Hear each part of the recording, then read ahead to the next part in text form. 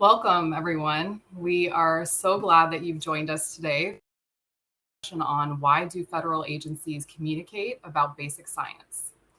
Just a reminder, Josh had just put this in the chat that we want you to use the Q&A function for any questions that you have for our panelists. We are going to start with our keynote speaker. I would like to introduce Kate Koizumi, who is the Chief of Staff for the Office of Science and Technology Policy. Okay. I'm Kate Koizumi, Chief of Staff, the White House Office of Science and Technology Policy. Our mission at OSTP is to maximize the benefits of science and technology to advance health, prosperity, security, environmental quality, and justice for all Americans. I want to thank the Department of Energy and the Kavli Foundation for organizing this conversation on engaging the public in basic research. Although I'm not able to join the live panel, I'm excited to have this opportunity to frame the discussion and challenge us all to consider the role of government agencies in science communication and engagement as we look toward the future. The federal agencies have a mandate to serve the public good, and the work of communications specialists and public affairs officials has helped to make the discoveries and insights from science available to people outside of the scientific community. They tell the story of federal science and the impact of Americans' commitment to fundamental research. Thank you for meeting that commitment. But let's think ahead. What will communication and engagement look like in years and decades ahead? In January of this year, President Biden tasked OSTP's director, Eric Lander, with reinvigorating our national science and technology strategy to set us on a strong course for the next 75 years, so that all Americans now and in the future will inhabit a healthier, safer, more just, peaceful, and prosperous world. Harnessing the power of science and technology on behalf of the American people will require new approaches and structures. If we want to guarantee that the fruits of science and technology are fully shared across all Americans, we need new ways of thinking about public participation and engagement in everything from basic scientific research to technology development, to technology assessment, to governance of emerging technologies. So science and communication and science engagement are powerful tools for ensuring the federal science is accessible and is reflective of public priorities and values. We want to increase everyone's access to federal science so they can use it, engage with it, and ultimately participate in it. Because all Americans deserve to benefit from and participate in the fruits of science. So we at OSTP are actively working on advancing diversity, equity, inclusion, and accessibility in science in partnership with my fellow panelists and their science agencies and all of you. Part of this work will require being intentional about who we are communicating with, whose stories we're telling, and which platforms and approaches are used to tell those stories. Clear and inclusive communication that considers the full diversity of this country can be an entry point to science for all people and at any age. But beyond communication, we need to build greater capacity for two-way engagement between all Americans and the scientific enterprise. Cutting-edge, fundamental research in everything from neuroscience and carbon capture to quantum computing raise questions about the future societal impact of advances and ethical considerations about using the latest in scientific knowledge. We need to be building spaces together to engage in these hard discussions because scientific knowledge alone is not enough to tackle these challenges. So we will look to the leadership at federal science agencies to consider new approaches and structures to increasing this dialogue. I want to let you know that OSTP is committed to increasing public participation in our work. In the letter from President Biden to Director Lander, we were tasked with addressing 5 questions about the future of science. and we're committed to engaging broadly to answer the questions the president has asked of us.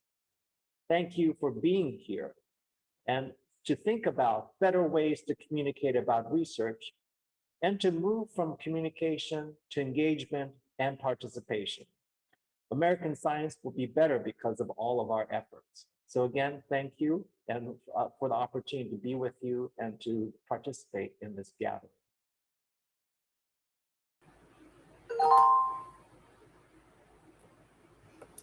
Great. Thank you so much, Kay. We really wished he could be with us here in person or at least on camera, but double-edged sword of technology. So now I would like to introduce our amazing panel. I'd like them actually to introduce themselves and answer a question for us on why they wanted to do science communications in a federal agency. What inspired you to take these positions, and why is it important for federal agencies to have communications offices? Allison, can I start with you? Sure. So I'm Allison Eckhart. I am the Deputy Director of Communications and Public Affairs for the Office of Science in the Department of Energy. You all heard from my boss this morning, Rick Borchelt, so he gave a very inspirational speech about why we're here. Personally, why am I in federal communications of research? I think what first drew me to it was the diversity of subjects that I could really tap into here. Personally, it's never boring. I'm always learning something new.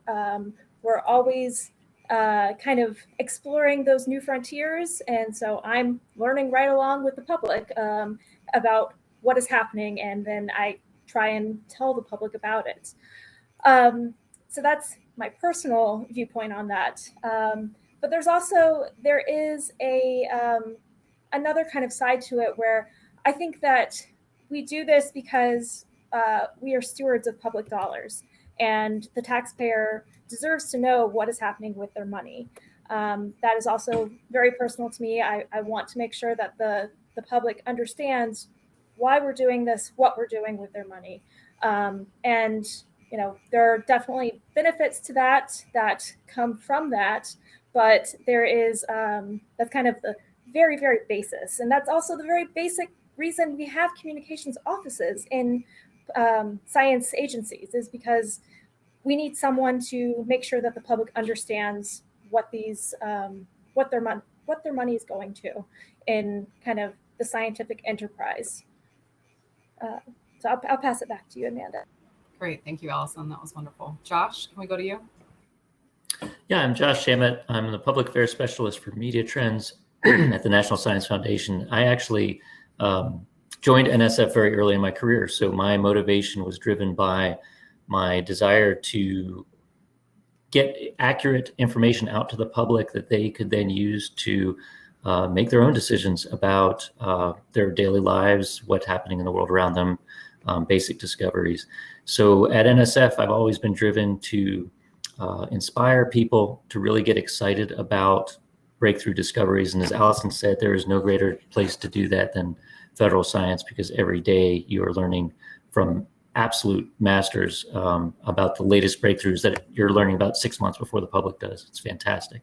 But then separately from that, giving people the tools they need to really drive conversations and dig deep on all of this incredible information, all of these ways of looking at the universe, all these technologies that impact our lives, and really helping people engage and enjoy and appreciate and get something out of all that information. Great, thank you. Sarah. Or Barb. Hi, I'm Barb Matson. I'm That's fine. I'm the communications scientist in the Astrophysics Science Division at NASA's Goddard Space Flight Center, which is quite a mouthful. Personally, I got into communications at a federal agency. I started my life in college. This won't be a whole life story, I promise, but I started my life in college as an English major, and I made a switch to physics and astrophysics. And by the time I finished my PhD in astrophysics, I realized that doing science was not for me.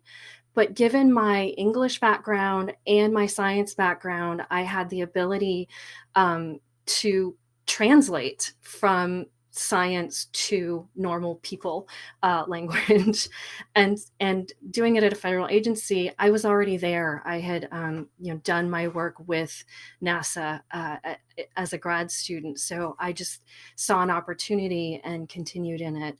I will echo Allison's words about why we do this. It's partly it's because of it's public dollars. I mean, primarily it's because it's public dollars.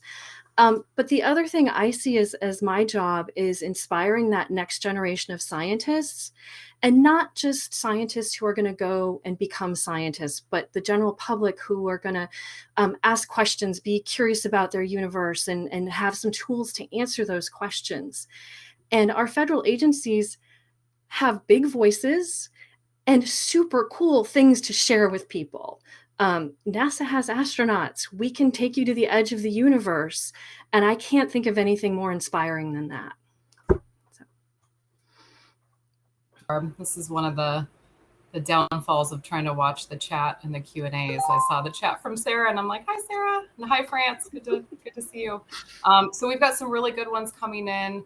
I want to, I've got a list of these too, but let's start here. One of the themes of this conference is that there is no public, but rather publics, right? We've got a lot of different audiences.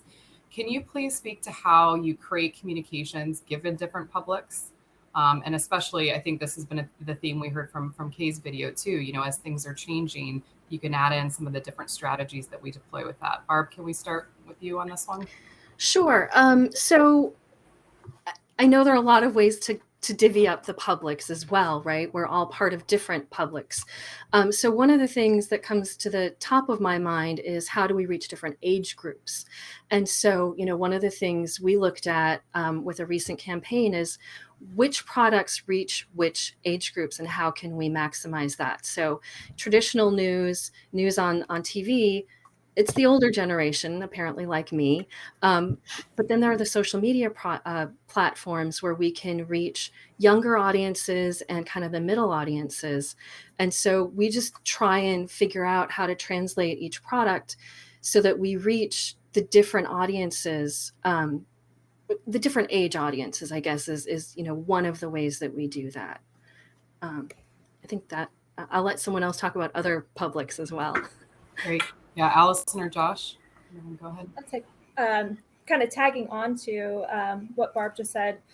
So in our office, we kind of have developed something we call the spectrum of sophistication to really try and get at different audiences. So we have products that are focused, at a very shallow end all the way to a very deep dive. So people can, look at a tweet. Tweet is probably the very shallowest, very first step into the pool of our knowledge.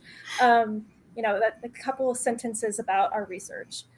It has a link. You can click on the link. That link goes to a couple of paragraphs about this research that we try to aim for. We try for about a grade level of 12 for those. Doesn't always work, depending on the research. Catalysts are very difficult to explain. But we from there, you can go even deeper. You can find papers and other things that are linked to that for this spectrum of sophistication to cater to different audiences and what their needs of information are. We also have something called DOE Explains on our page, Department of Energy Explains. And these are kind of pages that focus on a certain topic.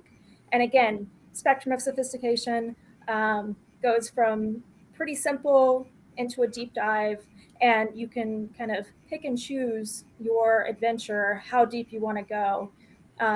It starts with definitions and kind of very basic concepts all the way down.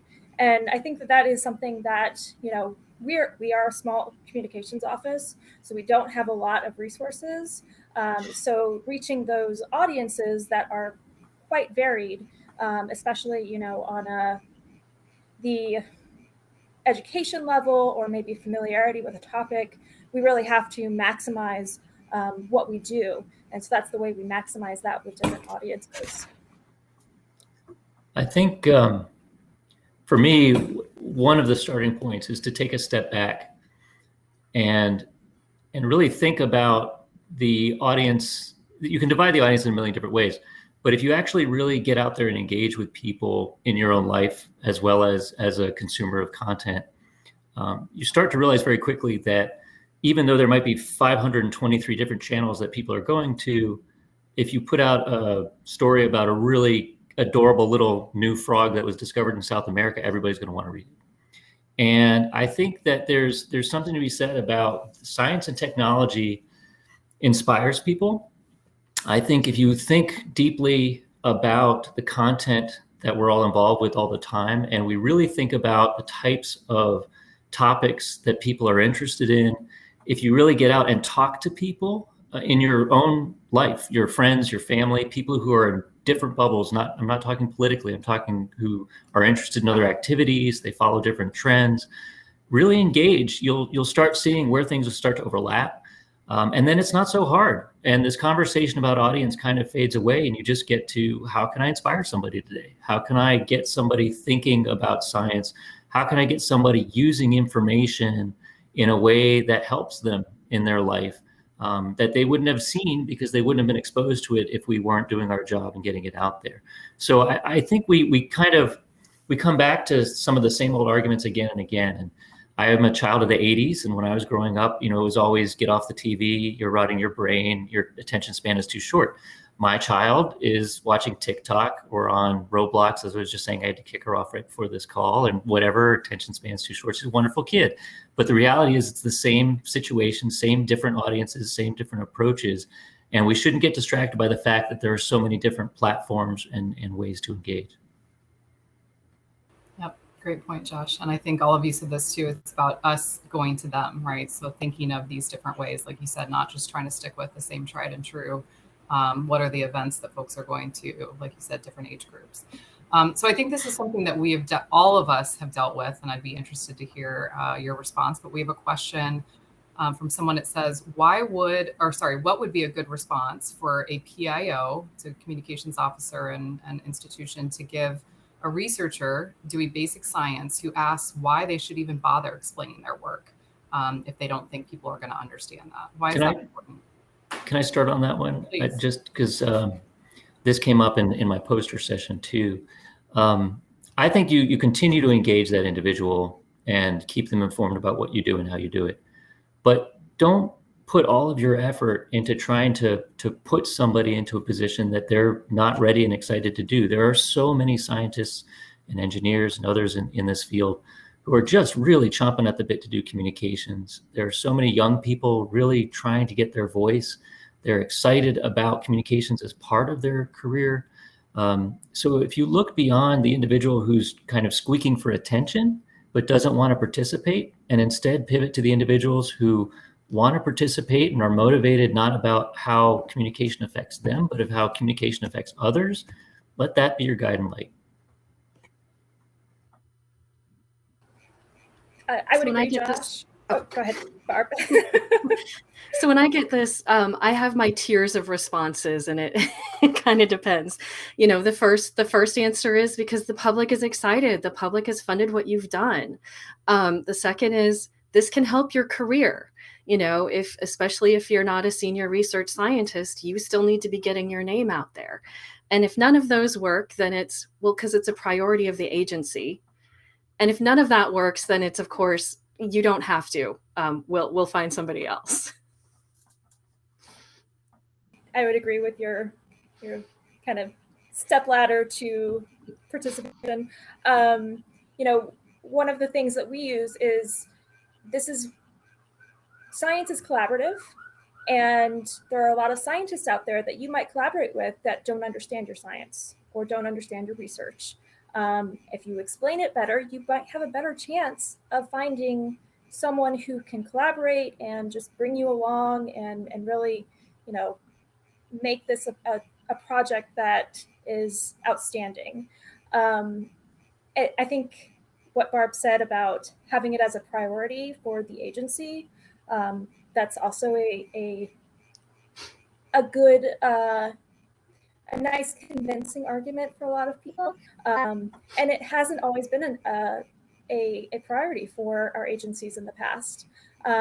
NASA, NSF, you've kind of led this. But there's a lot of other federal science agencies out there that this hasn't been a priority. And it's something that, I think we're seeing a change now that, it's really is starting to be something that people recognize as needed. And I think this conference is a great example of that. Office of Science, GOE, we were not at the same level as you. We're still not at the same level as you with public engagement. But I think that, us sponsoring this, really focusing on this is a great step towards that. And this really says something to our scientists that, yes, this is a priority. We're going to fund this. We're going to, keep this going. Yeah, I think the agencies definitely have a role to play as well to say that communication is important. We all do. I think we see the impact of it and the importance of science literacy. Absolutely. I think if you're looking for that carrot, as Allison and Barb both said, there is something to be said for the collaborations that result and the engagement that comes out of it. We had a researcher a few years ago write a feature story for us for a partnership we had with a news organization. And the feature story was about metal foam. And that researcher ended up every day getting contacted by people about that story. And many of those contacts were researchers who wanted to collaborate. And they're now doing very successful. They have a spin-off company and everything else. They just reached out to me recently, which is why I'm thinking about it. And that, that's been a sustained impact that, now we're like 10 years later and they're reaching out to me because they remembered how much of an impact that communications had. And that's not actually a terribly unusual story. A lot of what we do, we find that there's tremendous science engagement that emerges out of it. And this, as Kay was asking, how is the world going to look different 10 years from now in this field and in communications, is you get more individuals and a broader field of individuals into this community and you get opportunities available and the barriers come down. The ideas are limitless. And the creativity is limitless and the collaboration is limitless.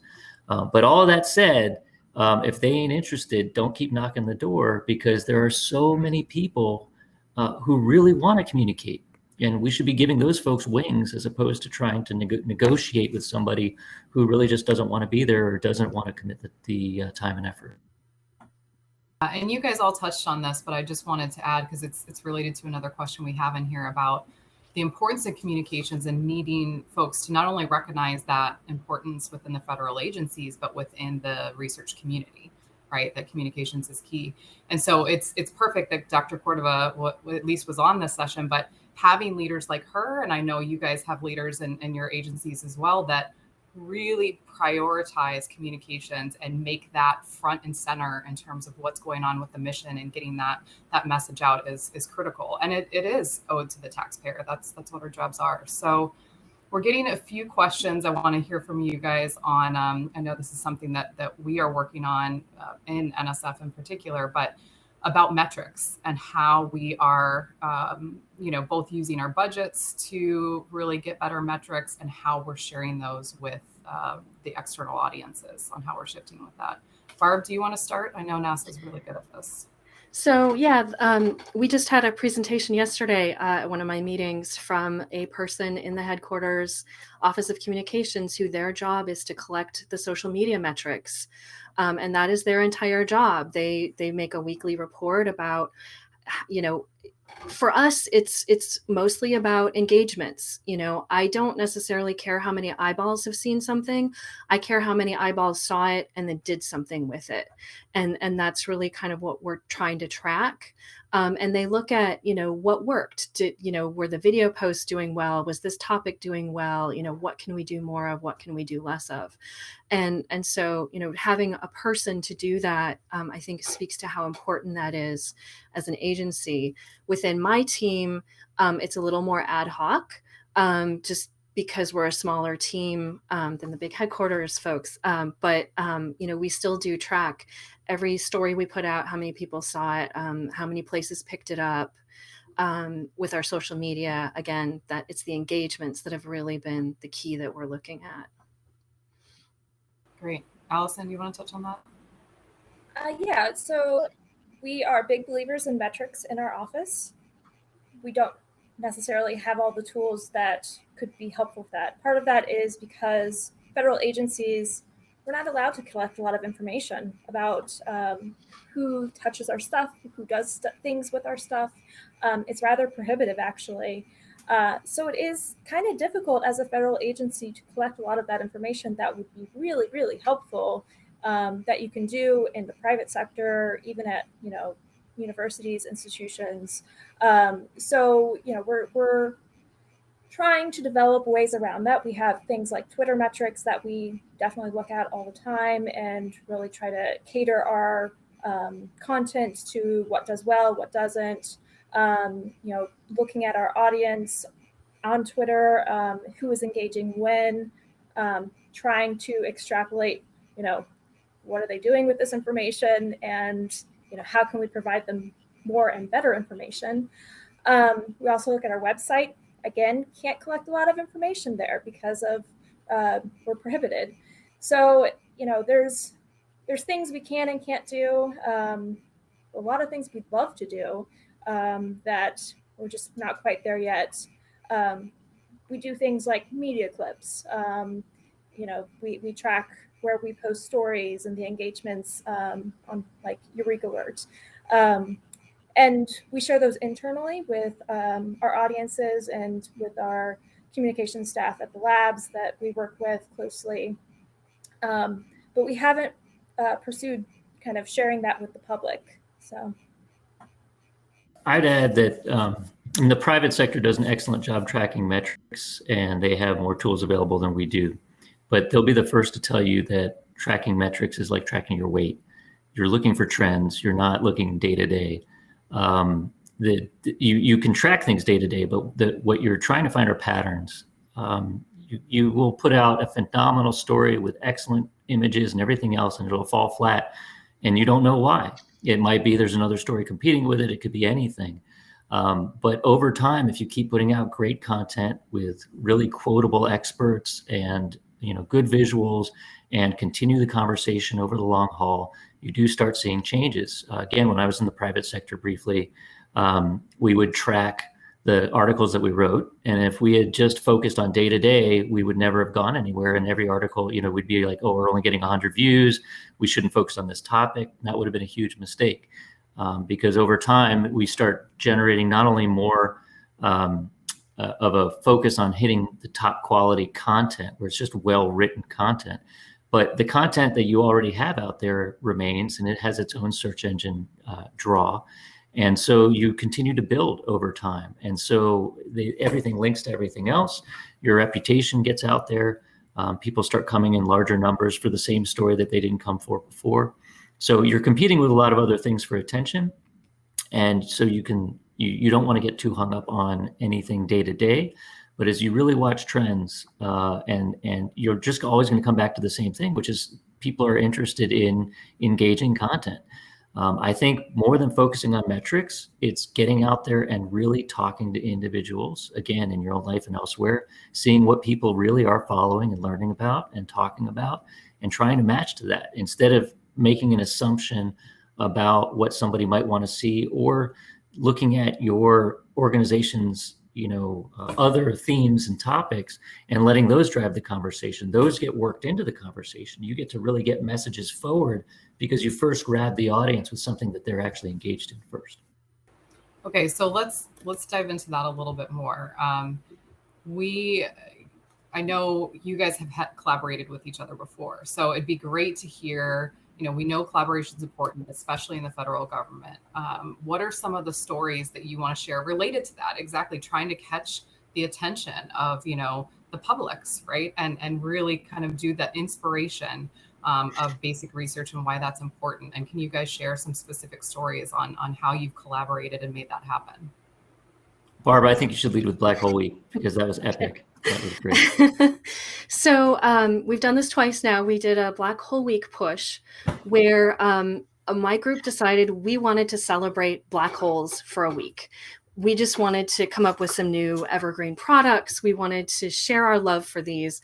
We figured, I know it's copyrighted, but Shark Week, think that. Everyone loves black holes almost as much. But one of the big things, as I was talking with my team, was we didn't want this to just be NASA. we're not the only ones who study black holes. We're not the only ones who contribute to that. And so I reached out to Josh on the recommendation of my science writer. I reached out to Isa and Noir Lab, and I can't remember everybody we reached out to, but shared our plans as much as we could with them, and looked for places where we could speak together, specifically on social media. That's the easiest place for us to do that. But yeah, we wanted to raise a big voice about black holes and knew that we could do it bigger with more people at the table. Yeah, it's life is a rising tide. And it lifts all boats, and it goes for everything in life, and certainly for communications. When you bring in a team and everybody is excited and engaged, and Barbara even went back and forth with our head of social media as the platform. The two Twitter channels were talking to each other back and forth in conversation, and it was fun to watch, and people got engaged. And when she brought in all of these other partners that now continue to be engaged, EHT is now engaged, all sorts of folks are engaged. It is absolutely an amplifier, as you would expect it would be. And it ends up not only being fun to do, but people get drawn into that conversation. And you talk about how do you reach different audiences? Well, everybody has their own audience, particularly in the local regional level. They have their fan base. You bring in more people, they're bringing in their audiences. And this isn't brain surgery. If we wanted to be brain surgeons, we would have gone in that direction. This is pretty straightforward stuff. It's how do we communicate? We just have to trust ourselves to use the experience and skills that we take every day and actually apply to what we're doing here. And during Black Hole Week, we saw artists posting their art about black holes. We had an unexpected back and forth with IHOP, who had as an everlasting stack of pancakes on their Instagram feed that got sucked into a black hole. And so on the Goddard Instagram feed, they shared some facts about black holes. And so we reached an audience that I think we never would have imagined reaching before, people who love pancakes. I mean, there's overlap, of course, but. Yep. Great examples. So one of the questions coming in is about, this is related to what we talked about before with reaching different audiences and using obviously the scientists and the researchers who are so crucial for this. Do you see a generational shift with younger scientists and researchers being more open to have a public presence and talking about their work? And is that something that we're using more? Allison? I think so, yes. I think that, younger researchers are, more inclined to use social media. They're used to it. They have a way to talk to the public that is not mediated. I think that's the big difference in that, older scientists, they were just kind of cloistered away in their ivory towers, and they didn't necessarily have opportunities to really interact with the public in kind of casual, everyday conversations. Whereas with social media now, it's you have it on your phone, you have it with you all the time. And the younger generation is used to that kind of communications. And I think that really has broken them out of that ivory tower and changed how they communicate. And we're just now seeing that with this generation of PhDs coming into kind of research positions and getting tenure, having them move into PI positions. So I'm excited for kind of this generation to kind of come into their own and start talking to the public. Yeah, and I'm seeing when we have new scientists come in, they're seeking out us instead of us seeking out them, which is very exciting. That's great. And I'd add to that there's, you're absolutely right. We're getting engaged more. And as Allison said, the platforms are just there for people to directly engage. But I think the biggest shifts happened long ago. I think like in the 80s and 90s, you really had people in science scientists getting comfortable being communicators in a way that they weren't before that. And I think that culture shift started really feeding its way through and changing. And then now it's almost, the debate isn't as much a debate when you actually talk to scientists that there are so many scientists now who want to engage, and they also recognize that we need a science literate public, that it's less of a concern. Again, you'll find naysayers, but by and large. But I think having this ability to be their own voice, as Allison pointed out, is really new, in that they have direct relationships with the public in ways they didn't before. We have a scientist at NSF, Joe Pesh, he's an astronomer, and we've been working a lot to have him out in front and center with the public. So he's a phenomenal communicator on a whole range of topics, not only a specific field of expertise. And so he's been out there doing forums on certain websites where he will directly engage just in the forum format, ask me anything type of format. And people are just beside themselves to have that engagement with a scientist, to be that one-on-one. So you take that and amplify it with somebody who has like their own Twitter feed or a TikTok channel or whatever they might be doing, and you really are seeing that interesting transition. Yeah, that's great. Okay, so I want to go to a little bit of what you guys just talked about, which is, you mentioned digital platforms and, changing communications, which we know in our jobs, communications is completely dynamic, right? It's always changing. But what's something, given this last year and a half and how difficult it's been, what's something that is a key takeaway or something that you think has really helped with communications, especially to the publics, and that you're going to make sure that your office continues? Barb? So one thing that we started, and by we, the NASA, was NASA at home at the beginning of the pandemic, and thinking about ways to reach people in their homes and engage them with science that they can do hands-on and using that voice.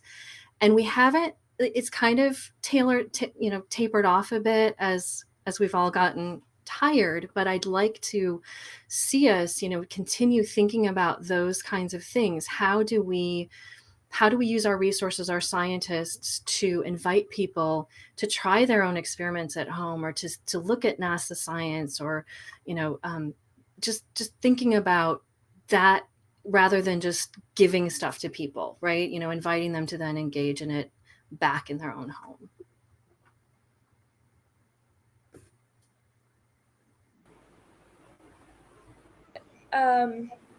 I would say one of the things that we launched into specifically because of COVID, the communications office had been pushing for this for a long time, but I think the changes with COVID really kind of pushed us over the edge. We got the tool Gov Delivery, which is an email subscription tool where we can send out information to the public. The public tells us what they want to, hear from us about, and then we can send our news, our information, our public, workshops, things like that through it. Seems like a simple thing. We didn't have anything like that, and I think when COVID first, we had no way to really talk with our interested publics to let them know, what Office of Science was doing. We didn't have a good way to get that information out. And so our leadership said, yes, let's get this tool, which was great. I was so happy. And that's something that we will continue to use, and I think will really benefit us in the future. And, I think our leadership, they see now why we need this. And it has a lot of real life applications for lots of things within the Office of Science. So that was one thing that, we'll continue to use and continue. It has an impact kind of internally, I think, more than anything. Josh, I think I know what you're going to say, but let's see if I don't know. It's interesting because it has been a tough year. And one of the things that makes us all human is we adapt. Adaptation is a very human trait. And I think building on sort of what Allison was saying and what Barbara was saying, we found new ways to do what we do and to do it well. And it ramped up NSF's always been a very creative place. We've always had a tremendous amount of freedom to do outreach in various different ways. And I see Dr. Cordova's on the line. I'm going to give her a shout out on that too. The doors were open for us. And I think with COVID, we started with that environment, but then we had other challenges. How do you do a press conference? How do you engage reporters when you don't have the same kind of content coming in? Researchers aren't out in the field and all of those things. And we had to adapt. And out of that come all these different things that we're trying. We also in our office have been transitioning. And so we have all these teams that have found ways to work together and amplify each other to get the word out. So if anything, Gov Delivery is great. We actually started using that a lot more too. But in addition to the specifics, it's just being even more creative and confident in being creative to get the word out and to be communicators. Is that what you were thinking I'd say, Amanda? No, it's much better, Josh. I was just thinking about how we're definitely going to be keep using Zoom and the digital platform so we can reach more folks. That's been really great. I know in our media briefings, as well as, congressional, all of it, if people don't have to leave their home and do the commute, we're able to get a lot more people on those events, which has been amazing. Well, and just to build on that very quickly, that it has opened the door for Zoom and whatever platforms people are using to communicate remotely, has opened the door to individuals who would not have had access before. There's just, there's no way to deny that everybody becoming trained and comfortable in video conferencing technology has transformed the audiences for anything that we do. So figuring out how to use that in the future is going to be exciting, because I think there's, right now it's almost still utilitarian. I mean, we have some really awesome virtual backgrounds that I think, that was something that was exciting and fun to put together.